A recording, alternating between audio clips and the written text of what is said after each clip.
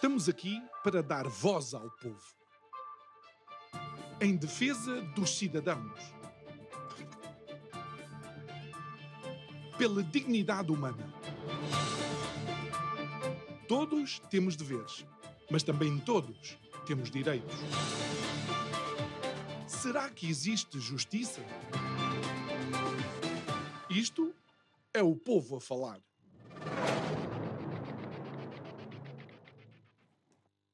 Olá, muito boa noite e bem-vindo a mais um Isto é o Povo a Falar. Como bem deve saber, estamos a caminho de dia 10 de março, com eleições legislativas que não estávamos à espera e com certeza também já deve saber que estamos em plena campanha eleitoral. Fala-se tudo e mais alguma coisa, mas é interessante que falta, por assim dizer, o tema, ou alguns dos temas que vamos abordar esta noite com o nosso convidado, Pedro Castro, CEO da Sky Expert, empresa de consultoria de aviação, turismo e aeroportos. Boa noite, Pedro.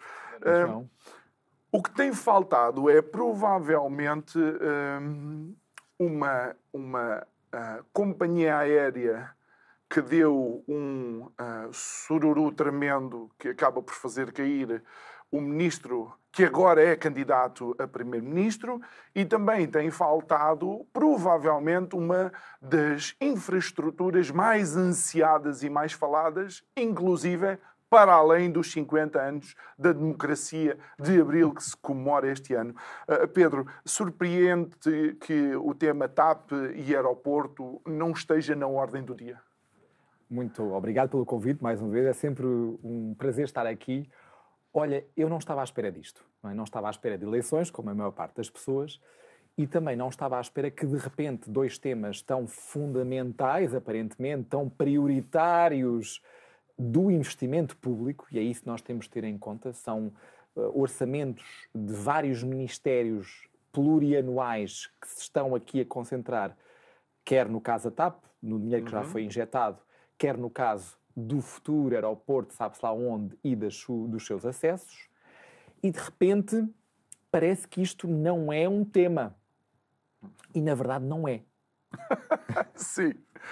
Na verdade, quando nós perguntamos aos portugueses, aliás, isto é um desafio que eu até lancei a um político aqui há algum tempo, é se nós perguntássemos aos portugueses quais eram as suas prioridades. São estas que nós estamos a falar: a habitação, a saúde, a justiça, o próprio ambiente, enfim, todos estes temas que, de facto, são os temas de vários milhões de portugueses.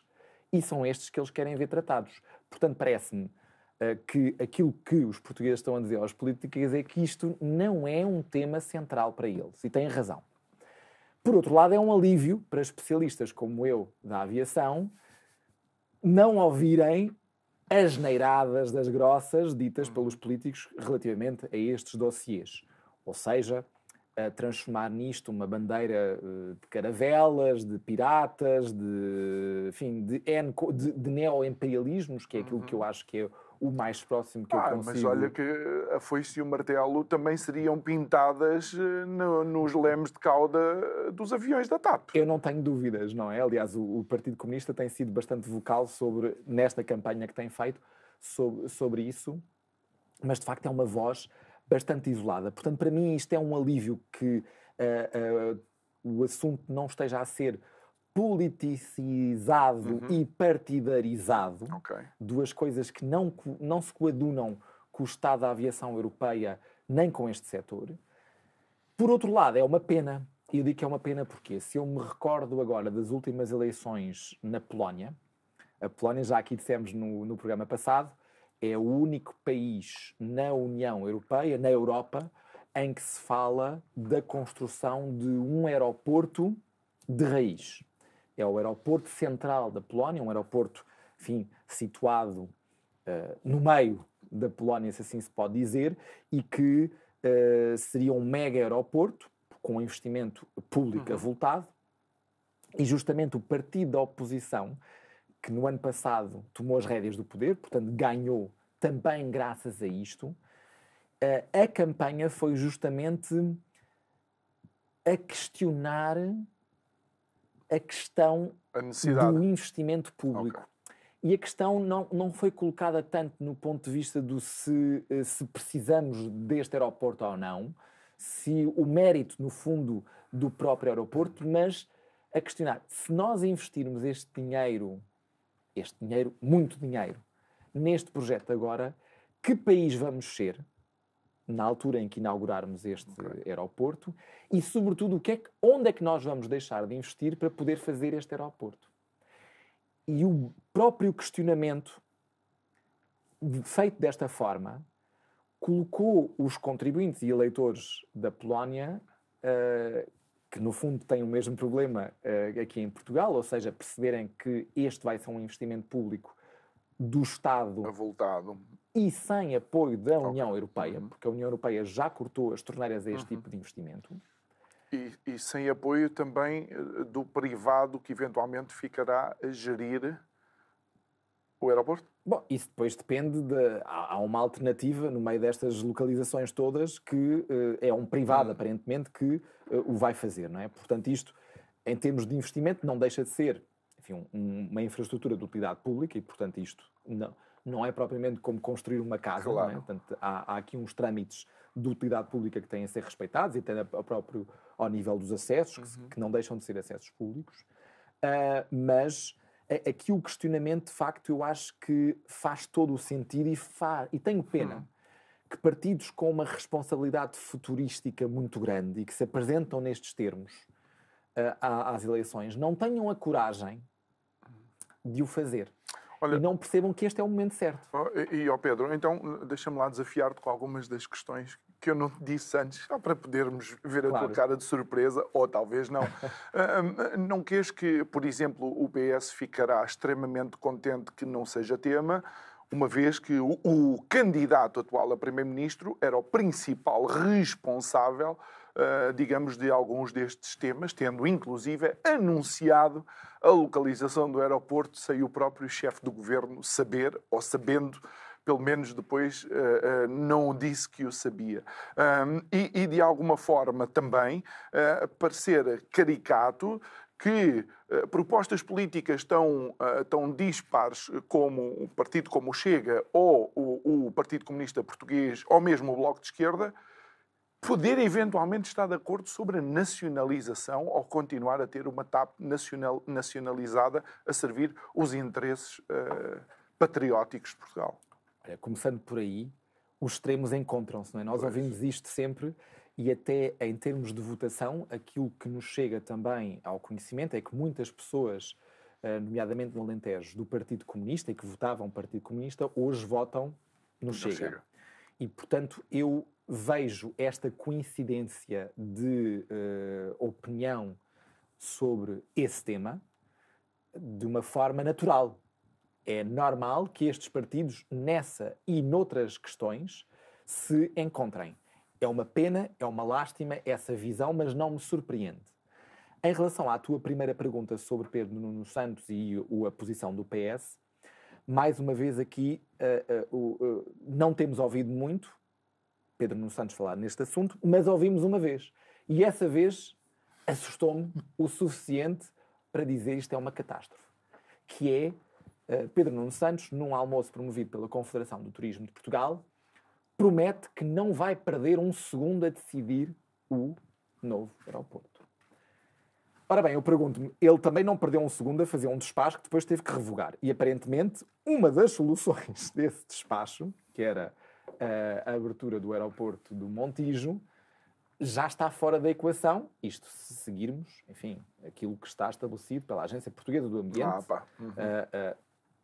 que também podemos dizer, não, aquilo é lixo, ou podemos provavelmente mudar o presidente e depois ter outro... A APA, que teve metido há pouco tempo no sarilho da demissão, inclusive é do primeiro-ministro. Portanto, isto nós sabemos que estas coisas, enfim, têm alguma mutabilidade. Mas a verdade é que isto assusta, não é? No fundo, sermos comandados, dirigidos por um primeiro-ministro que sobre este ou sobre qualquer assunto de investimento público de envergadura não perca um segundo a decidir. É errado. Não é errado decidir uma emergência no segundo, porque de facto é uma emergência e temos que atuar nessa base da emergência. Neste assunto é erradíssimo, até porque percebemos que ao longo destes 50 anos, este ciclo decisório, por natureza da evolução tecnológica, da evolução regulamentar, da evolução do consumidor, da evolução da própria aviação, não é impossível ficar estanque na mesma opinião. E digo mais, se daqui a um ano nós estivermos a debater este assunto, pois ele vai ter que ser revisto à luz daquilo que vai estar concluído, ou pelo menos visível e palpável sobre estes temas, daqui a um ano. É que mais uma vez, Pedro, o que tu tens apresentado aqui nos nossos programas e nas tuas participações, obviamente também noutras plataformas informativas, é uma visão completamente diferente desta tal urgência a ter um novo aeroporto. Tu dizes e mostras, inclusive, que, por assim dizer, o tráfego não suporta muita dessa narrativa, e já lá vamos, porque há alguns dados interessantes. E fico agradecido pelo facto de teres falado das confederações, porque a Confederação de Turismo, eu recordo-me que eu creio que um dos últimos eventos em que eu participei foi com a presença do presidente da Confederação, e ele dizia perentoriamente em 2019, mesmo antes da Covid chegar, precisamos do aeroporto, o governo tem que decidir pelo aeroporto, e apresenta também dados que eu não sei se são dados que possamos, de facto, crer neles. A campanha, digamos, sobre o aeroporto quase que passou dos partidos para estas associações partidárias, vou chamá-las assim. Falaste em Francisco Calheiros, também, que foi quem organizou recentemente 2 almoços, quer com Luís Montenegro, quer com Pedro Nuno Santos, justamente sobre a temática do aeroporto, quase como obrigando ali no almoço a haver ali um compromisso político sobre essa temática. Também Bernardo Trindade, ex-secretário de Estado do Turismo, hoje presidente da Associação Hoteleira de Portugal, na semana passada vem dizer também, dar números, que Lisboa está a perder milhões de passageiros por falta de capacidade aérea. E eu trouxe justamente um gráfico que nós vamos poder, e lá em casa vão poder ver neste momento, para, no fundo, percebermos do que é que estamos a falar. Que é o aeroporto de Lisboa. Ele, na verdade, quando comparado com os 5 aeroportos, ou 4 aeroportos principais do país, Faro, Porto, Funchal e Ponta Delgada, estas são as grandes portas de entrada e de saída de passageiros internacional em Portugal e nas ilhas. Ora bem, quando comparamos estes 5 aeroportos, isolando Lisboa, nós vemos que Lisboa tem representa mais de metade de tudo o que se passa em Portugal. Ora bem, esta proporção, para já, é anormal. Recorrendo aqui a um exemplo vizinho, Madrid, que continua a crescer cada vez mais, mas em proporção naquilo que Madrid representa para a globalidade dos aeroportos espanhóis, essa proporção está a reduzir.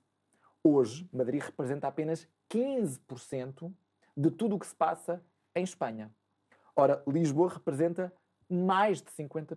Portanto, esta proporção está errada e, obviamente, não será muito difícil imaginar que quanto mais construímos em Lisboa, se expandirmos o aeroporto, se criarmos mais um aeroporto ou um mega aeroporto, pois essa proporção vai aumentar. Em relação àquilo que sucedeu, também nós temos que perceber que, para já, Lisboa cresceu. Quando em 2019 tínhamos 37 milhões de lugares disponíveis à partida de Lisboa, isto é o ano pré-pandémico, no ano 2023, o ano completo, vamos dizê-lo, pós-pandemia, ele tem 40 milhões de passageiros. Ou seja, 40 milhões de lugares disponíveis. Portanto, aqui houve um aumento, não houve uma redução. O aeroporto aumentou a sua disponibilidade de lugares. Vemos também que os outros 4 aeroportos se aguentaram melhor durante a pandemia, portanto não houve uma redução naquele ano de 2022. Antes houve um aumento e uma aproximação a Lisboa. Ora bem, enquanto que a diferença entre 2019, entre Lisboa e os outros aeroportos, era de 6 milhões de passageiros, quando chegamos a 2023, esta diferença permanece, mas já é só de 3 milhões. Okay. Portanto, reduzimos isso para metade. Então, quando estas confederações dizem nós perdemos em Lisboa tantos passageiros, para já, não sei se perdemos, porque, na verdade, aumentou-se nos lugares. Na totalidade. A totalidade. Okay. Portanto, se calhar não perdemos. E, por outro lado, o que nós estamos a conseguir é que a estes outros aeroportos as pessoas consigam chegar mais diretamente, sem o tal via Lisboa. E, de facto, percebemos, ao analisar os dados depois concretos, um por um, que quer no Porto, quer no Funchal, quer em Ponta Delgada, quer em Faro, e já demos aqui a notícia do Faro, Nova Iorque, que vai acontecer este verão. É a primeira vez que há 5 voos por semana, que há uma ligação sequer entre Faro e Nova Iorque, e 5 vezes por semana. Não é? Portanto, isto não é perder, isto é ganhar. Exatamente. E creio que esta conta que está a ser manipulada. Manipulada do lado da Associação Hoteleira de Portugal, manipulada do lado da Confederação de Turismo de Portugal, que diz, e há um placar na segunda circular a dizer isso, que nós, desde 2022, desde 14 de julho de 2022, estamos a perder dinheiro. Porque não temos o aeroporto de Lisboa. Ora, eu digo, neste ano 2022, infelizmente, aquilo correu muito mal para a Confederação de Turismo de Portugal, porque, apesar de termos tido menos passageiros aéreos no global, e de facto aqui pesou muito a descida de Lisboa, os outros aeroportos subiram, mas Lisboa, como desceu e afundou em maior proporção, no total tivemos menos passageiros. Mas 2022, por relação a 2019, ano pré-pandemia, foi um ano de todos os recordes em termos analíticos turísticos, financeiros, portanto, quer do INE, quer do Banco de Portugal, quer das associações hoteleiras, todos aqueles cálculos que se fazem de quanto é que se ganha com cada turista que cá está, ganhou-se mais. Portanto, tivemos, se quiseres, menos turistas, menos passageiros aéreos, mas tivemos... Per capita. Exatamente, mas tivemos um valor maior em termos absolutos de tudo o resto. Aquilo que conta realmente. Exato. Então, isto correu mal para a Confederação de Turismo de Portugal. Porque, de facto, não há uma correlação direta entre termos mais passageiros aéreos e ganharmos mais com o turismo. Esta correlação não existe. E, por outro lado, provavelmente, nem toda a gente precisa, de facto, de chegar via aérea. Eu sei que isto é complicado nós concebermos isto em termos, digamos, sermos periféricos e de estarmos assim mais encostados a um canto e de acharmos que daqui só se pode sair de avião ou entrar de avião, mas de facto isto também tem muito a ver com a própria aposta de transportes que está a ser feita no país e que é muito focada nesta única dimensão e nesta única dimensão de forma estatal. São sempre infraestruturas estatais para companhias estatais. Isto está errado. Muito bem. Pedro, nós agora vamos aqui ao nosso segmento dos direitos do consumidor e depois regressamos com uma pergunta que é o que é que este gráfico também nos diz sobre a necessidade ou não de um novo aeroporto de Lisboa. Mas para já ficamos com o professor Mário Frota e com os direitos do consumidor. Até já.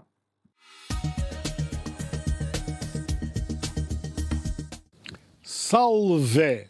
Direitos do consumidor, direitos do cotidiano.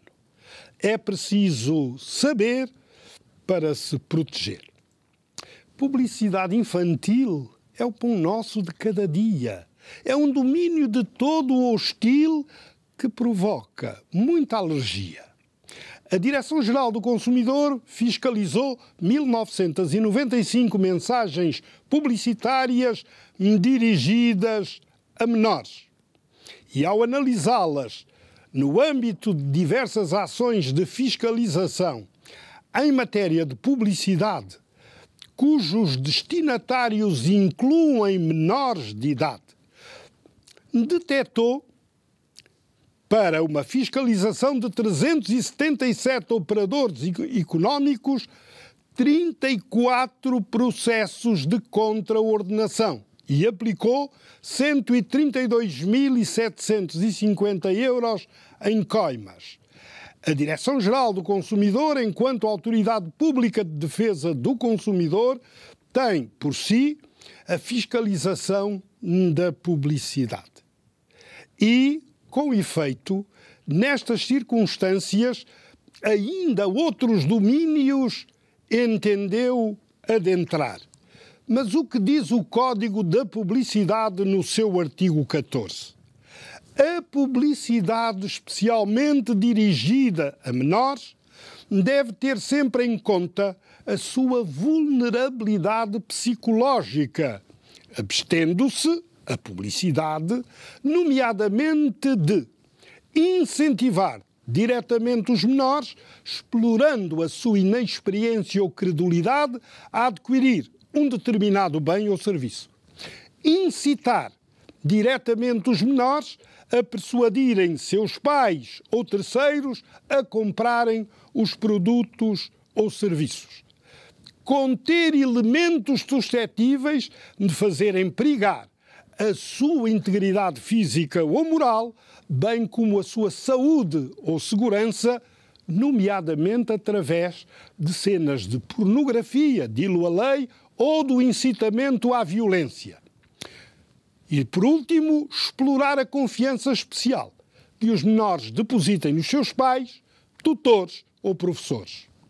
Os menores só podem ser intervenientes principais nas mensagens publicitárias em que se verifique existir uma relação direta entre eles e o produto ou serviço veiculado. E há violações em barda a este preceito. E na lei das práticas comerciais desleais considera-se como agressiva uma qualquer abordagem aos menores como segue: práticas comerciais consideradas agressivas em qualquer circunstância. São consideradas agressivas em qualquer circunstância as seguintes práticas comerciais: incluir em anúncio publicitário uma exortação direta às crianças no sentido de comprarem ou convencerem os pais ou outros adultos a comprar-lhes os bens ou serviços anunciados. Damos um exemplo a propósito da inadequação do produto à pessoa ou à figura do menor quando se usam crianças, como no caso de um detergente para a roupa, na publicidade ao produto. Haverá alguma ligação direta das crianças a detergentes, como quando se fala de fraldas ou de biberões? Claro que não. Não há. Mas essas campanhas continuam a ter uso livre nas televisões. É preciso pôr cobro a isto. Os menores merecem-nos todo o respeito. Se o melhor do mundo são as crianças, respeitemo-las.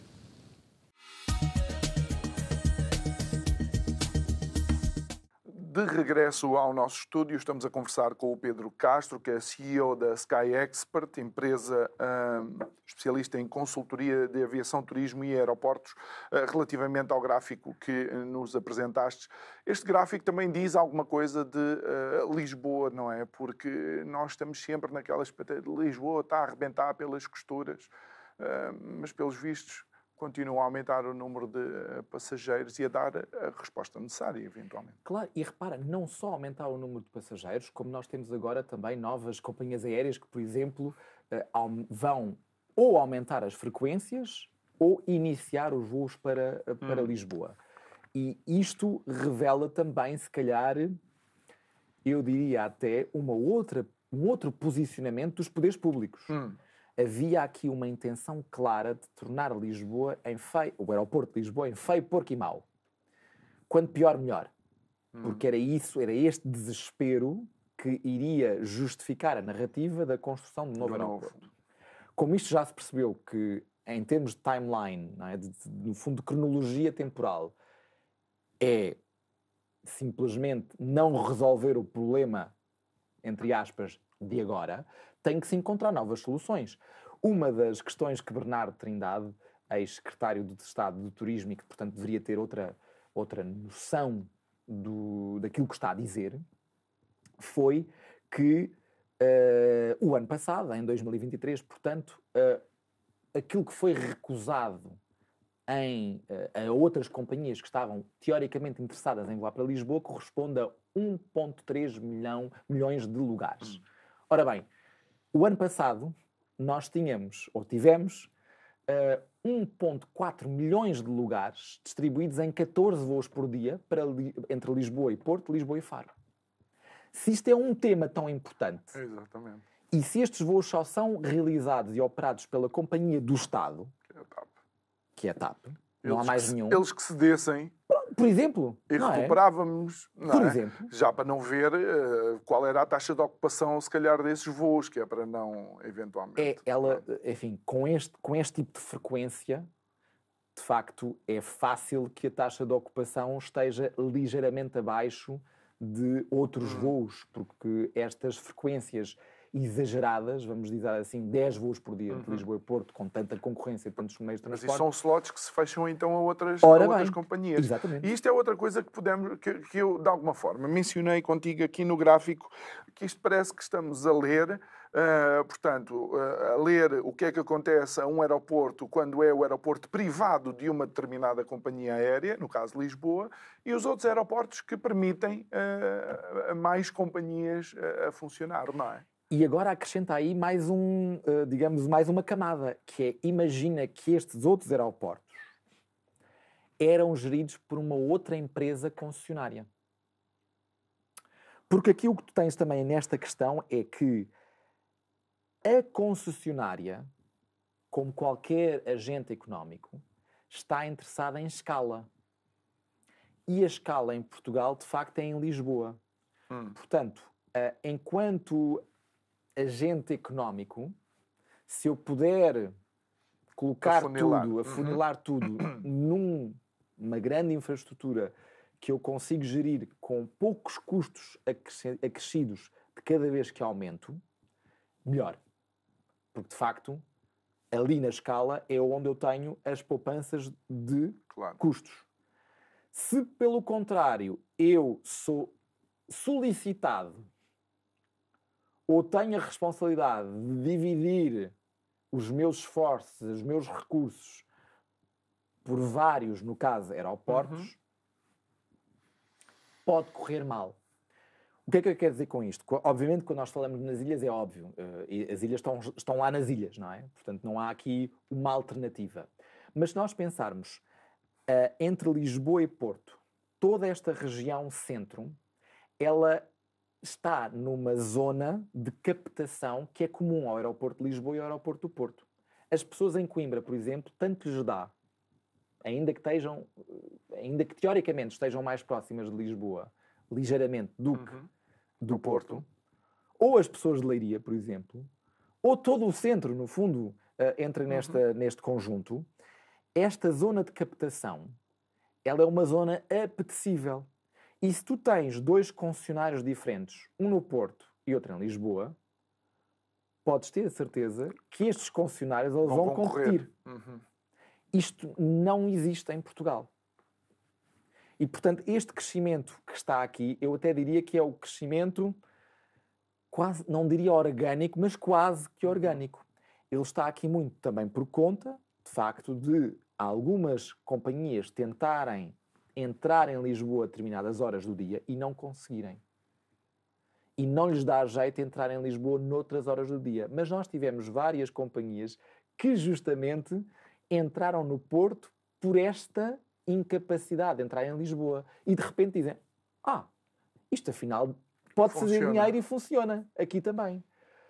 Se nós não tivermos isto, se calhar este crescimento não é propriamente resultado de uma concessionária que anda atrás Sim, e claro, mas isto também tem muito a ver com as companhias aéreas. Isto dava outro programa que, se tu mudas de aeroporto, tens que ver se aquele segmento de clientes que tu captavas, e provavelmente para o aeroporto do Porto não seria tanto turismo, eu apostaria na indústria também, não é? Claro. No cliente industrial que vai lá 2, 3 dias, uma semana, para fazer algum tipo de negócio. E repara que aquilo que eu estava a dizer em relação ao agente económico e da sua vontade de escalar e de concentrar o negócio numa porta de entrada ou numa infraestrutura, isto também se aplica às companhias aéreas. Claro. E isto temos vários CEOs, inclusive de companhias da América do Sul, do Brasil em concreto, que dizem, não, eu não vou voar para o Porto porque me dá um jeitaço eu poder viajar 2, 3 vezes por dia para Lisboa, e com os acordos que eu tenho com a TAP, esses passageiros que eu tenho no meu avião São Paulo-Lisboa podem continuar a viagem para o Porto no tal avião da TAP. E isto, se não houvesse esse tal avião da TAP a fazer o Lisboa-Porto, obrigaria estas companhias a olhar de repente o Porto de uma forma diferente. Muito bem, Pedro, temos estado aqui, obviamente, também a mencionar muito o turismo, e acho que já se ouviu aí de sordina sobre a possibilidade de se criar um Ministério do Turismo. Pois é, como diria um ex-ministro, jamais. E sabes que eu tenho uma visão que foi evoluindo ao longo dos tempos. Eu, quando penso no Ministério do Turismo, pensava que, de facto, era um ministério bonzinho. Não é? Um ministério que, no fundo, ia fazer bem ao turismo. Até perceber que nós termos no Conselho de Ministros alguém que vem diretamente deste setor e que se deixa, obviamente, manipular por todo o setor, das mais variadas formas, é um perigo enorme. Nós temos aquilo que eu diria que é uma monocultura do turismo. Quanto mais investimento público se faz no turismo, mais turismo teremos. Não que isto seja mau, mas a monocultura é má. E, portanto, nós catapultarmos isto para o Conselho de Ministros e darmos esta importância a um subsegmento da economia é algo catastrófico. Se nós já temos aquilo que temos hoje sem Ministério do Turismo, nem quero imaginar o que será com. Sim, Pedro, nós já temos Ministério da Saúde e olha o estado da saúde, não é? Olha, nem mais. É um bocado assim. Ora, nem mais, não é? Assim. Portanto, nós temos que ter, se calhar o que nós deveríamos ter até é um Ministério do equilíbrio do turismo com os outros segmentos e com a política pública do país. Porque senão há aqui uma visão muito de curto prazo, que todos estes investimentos hoteleiros, imobiliários e de próprio operadores económicos, que obviamente, se nós tivermos um Ministério, isto ganha uma outra dimensão ainda Pedro, tu és uma pessoa que tem viajado ao longo da tua vida extensivamente por todo o mundo. Eu também já tive a oportunidade de estar em alguns sítios. As pessoas pensam que, de facto, esta lua de mel turística, que é uma coisa que fica para sempre. Mas não é bem assim. Nós conhecemos N locais que foram ex-libris para o turismo e que agora são cidades fantasma. Olha, estávamos a falar da saúde e vou comparar justamente com a saúde. Nós, na saúde, temos noção que as vitaminas são boas. Nós precisamos de vitaminas, de várias fontes. Quando temos falta de vitamina, temos uma avitaminose. Quando temos excesso de vitaminas, temos uma hipervitaminose e ambas são más. O ponto de equilíbrio é o grande, digamos, desafio. Há um ponto, quase um ótimo de Pareto, em que, de facto, o turismo traz benefícios, é importante e devemos reconhecer esse valor e perceber também qual é que é o ponto a partir do qual nós temos quase que desligar a tomada. E este ponto foi tomado, por exemplo, por cidades como Amsterdão. Amsterdão decidiu zero orçamento de marketing e turismo, de marketing para o turismo da cidade. Não investem. Não dizem para as pessoas não irem. Se calhar era quase isso que eles estariam predispostos a fazer. Todo o orçamento agora dos Países Baixos relativos ao turismo é tudo o que não é Amsterdão. porque eles deram-se conta que... É interessante isso. É fantástico. É fantástico. Eu tinha vivido algo semelhante com Barcelona, com criação, eu não sei se foi cotas ou lá o que é, mas de facto o governo, aliás a Câmara de Barcelona, não se diz Câmara, o Ayuntamento de Barcelona, com problemas, porque depois íamos lá para o passeio e aquilo era tudo menos uma experiência de facto de qualidade em Barcelona. E se calhar já foste a Barcelona nos anos 80 ou 90 e lembras-te daquilo de uma forma diferente daquilo que é hoje. Claro, nós não podemos ser saudosistas, as coisas evoluem, enfim, mas é importante que este equilíbrio não se perca e nós percebermos, sobretudo, que não é só construir um novo aeroporto. Claro. Quais é que são as consequências dessa construção? Exatamente. Porque depois, quando tu abres a porta a um aeroporto de 80 milhões de pessoas, tu não podes... espera lá, mas vai ficar em Lisboa... então se vai ficar em Lisboa, não pode. Mas vai para o Alentejo? Então aí pode. Pois. Nós perdemos esse controle, não é? E acabamos por destruir a própria experiência turística. Eu recordo-me tu de aqui mencionares alguns pontos turísticos, 2 horas para ver a Mona Lisa no Louvre. Eu já tenho a Mona Lisa mas todos os dias de manhã. Mas, de facto, ninguém quer passar... Ou seja... O retorno de ver a Mona Lisa são 2 horas ali em pé à espera. Não é? E ninguém ainda pensou em pintar uma segunda Mona Lisa e vê de longe. Porque claro. Acho que não. Imagina o que é, por exemplo, como nós vemos por vezes, aquela zona da Torre de Belém e tudo, as filas enormes de pessoas para visitar. Isso também faz parte da gestão, digamos, a gestão da experiência do turismo numa cidade. E aí nós temos que pensar outra forma de o fazer. Já existe em vários monumentos uma compra exclusiva online com uma hora específica. Portanto, as pessoas não ficam em filas, mas sabem que têm de estar àquela hora e naquele momento. E se tu espontaneamente estás em Paris e decides ver a Mona Lisa, se calhar não tens bilhete, porque devias ter pensado nisso 3 meses, com antecedência de 3 meses. Mas é o mesmo que eu ouço falar de alguns turistas que, quando vêm cá e reservam os restaurantes que querem experimentar, nesse momento em que decidem fazer a viagem. Portanto, às vezes nós temos essa flexibilidade e essa compreensão para determinados tipos de experiência e de infraestrutura e, de repente, para aeroportos, não. Mas temos que ter essa consciência bem mais presente. Muito bem.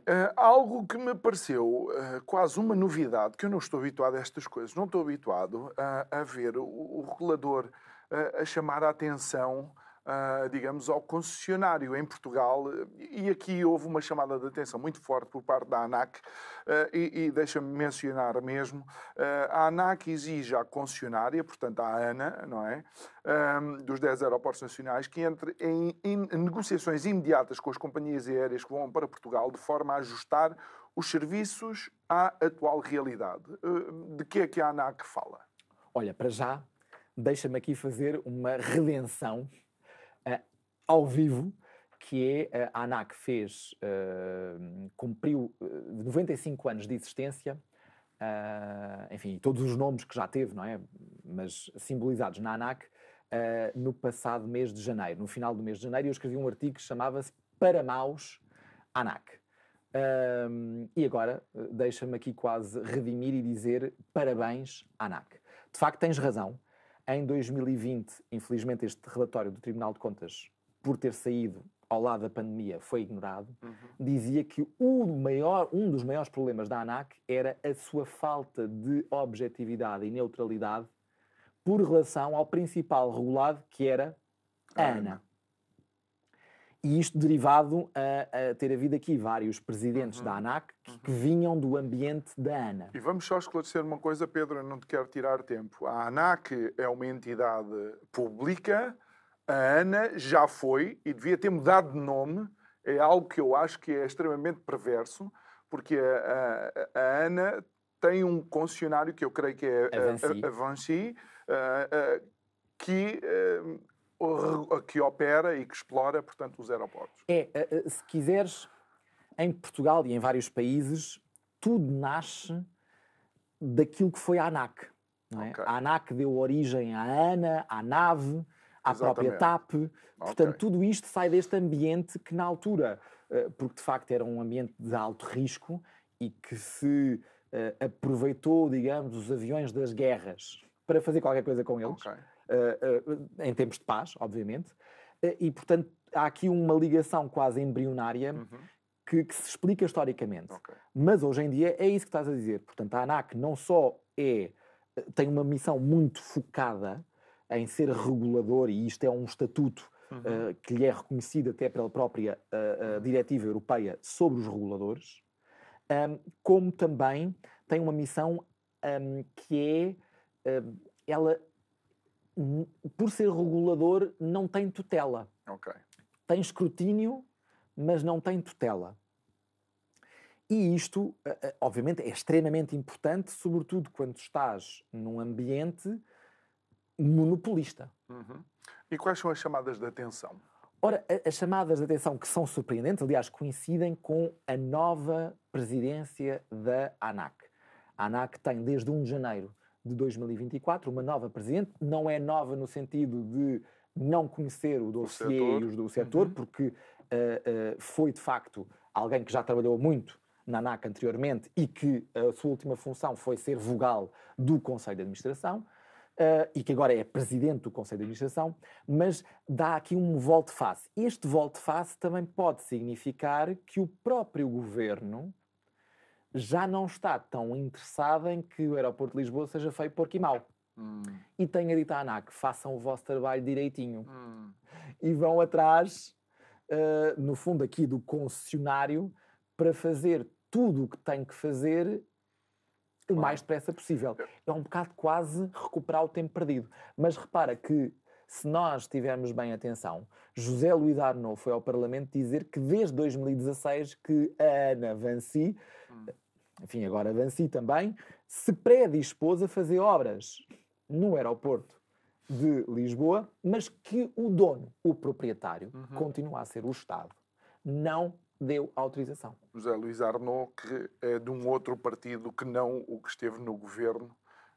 E mais uma vez é daquelas coisas que depois fica muito difícil nós entendermos os porquês. Olha, mas o que me surpreende é que existem palavras como imediatamente, 30 dias, ou seja, um prazo, e que parece de facto que a ANAC fez o seu trabalho, porque fala inclusive dos níveis de satisfação dos clientes que estão a descer, nomeadamente a apresentação da primeira mala em todos os aeroportos, e na entrega da última mala, especialmente em Lisboa. Isto é um nível de escrutínio fantástico, do meu ponto de vista, não?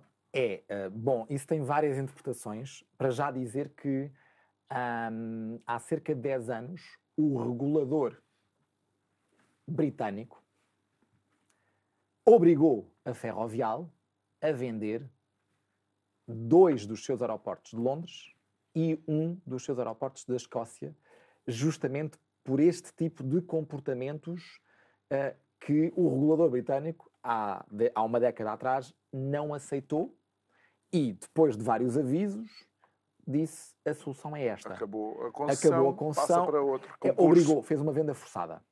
E deu um tempo e, de facto, o Gatwick passou, nomeadamente, para a Vancy, curiosamente. Londres Gatwick é um aeroporto da Vancy, deixou de ser da Ferrovial. E o de Stansted também foi vendido. A Ferrovial ficou só com o de Heathrow, que agora vai ser vendido aos árabes, da Arábia Saudita. E também na Escócia teve que vender um dos 2, que era Glasgow ou Edimburgo, que estão, só para nós percebermos, a uma distância de 70 km um do outro. E que, portanto, aí, lá está, o operador económico decidiu fazer escala. No fundo, negligenciou um a favor do outro. Portanto, este primeiro aviso que está aqui pode ser, atenção, nós estamos agora muito atentos ao que vocês estão a fazer, não só em Lisboa, mas na globalidade dos aeroportos. E fala de acompanhar o aumento das taxas aeroportuárias com a mesma qualidade de serviço exigido, não é? Na parte, digamos, da assistência em escala, aqui nós temos que distinguir duas coisas. Uma é a Portway, que faz parte do mundo da Ana Vancy, porque é detida 100%, querem vender. Se calhar isto já é um sinal. Há uma parte dos aeroportos que é chamada infraestrutura centralizada, nomeadamente os sistemas de bagagem. Não é a entrega em si, mas é a infraestrutura, o sistema que ambas as companhias Ground Force e Portway utilizam e que não é sua, é do aeroporto. É esse o aspecto que aqui está a ANAC a referenciar. E é também essa questão que estás a levantar que levanta um problema. As taxas de aeroporto. Desde o ano passado que o Estado vai lá buscar o seu percentual. Portanto, quanto mais altas forem as taxas de aeroporto, mais os ministros das Finanças, quaisquer que sejam, ficam contentes porque têm, a partir do ano passado, uma entrada de dinheiro dessas taxas de aeroporto. Olha, Pedro, nós estamos nos últimos 2 minutos, mas há aqui uma notícia também recente, uma intervenção tua sobre um eventual subsídio para as ilhas. Consegues rapidamente dar-nos o contexto desta notícia? Basicamente quem vive nas ilhas tem direito a um subsídio social de mobilidade. É assim que se chama. Este subsídio funciona um bocadinho como as receitas médicas. Eu, por ser residente na ilha, tenho, quando vou ao continente, um preço tabelado. Se pagar mais do que esse preço tabelado, vou lá buscar, no fundo, vou ser reembolsado da diferença. Agora, o que querem fazer é aplicar a noção das farmácias aqui a este conceito. Ou seja, à partida, à cabeça, o subsídio ser aplicado ao preço dos bilhetes. O que quer dizer que, praticamente, os residentes pagam só aquele dinheiro e as companhias aéreas vão buscar a diferença ao Estado. E as companhias aéreas não estão, as privadas, não estão nada interessadas nesse esquema, sobretudo vendo como é que o comportamento do Estado enquanto pagador, que é péssimo. Que é péssimo. Que o digam as farmácias. Olha, nem mais. Pedro, é isso mesmo. Pedro Castro, obrigado por ter estado aqui connosco mais uma vez. Obrigado, tema que é sempre importante e o facto deles não estarem a falar sobre ele, sim, é bom porque nos alivia, mas por outro lado mostra provavelmente o quão comprometidos ou com a batata é quente na decisão que eles vão ter que tomar. Obrigado mais uma vez por ter estado aqui connosco. Obrigado a si que nos acompanhou em mais um Isto é o Povo a Falar. Sabe que pode rever estas conversas visitando e subscrevendo o canal do YouTube do Isto é o Povo a Falar. Clique lá no sininho para receber sempre a notificação quando colocamos os nossos vídeos. Resta-me também agradecer a todos os ouvintes da rádio que nos ouvem todos os dias. Um resto de uma boa noite, até amanhã e muito obrigado.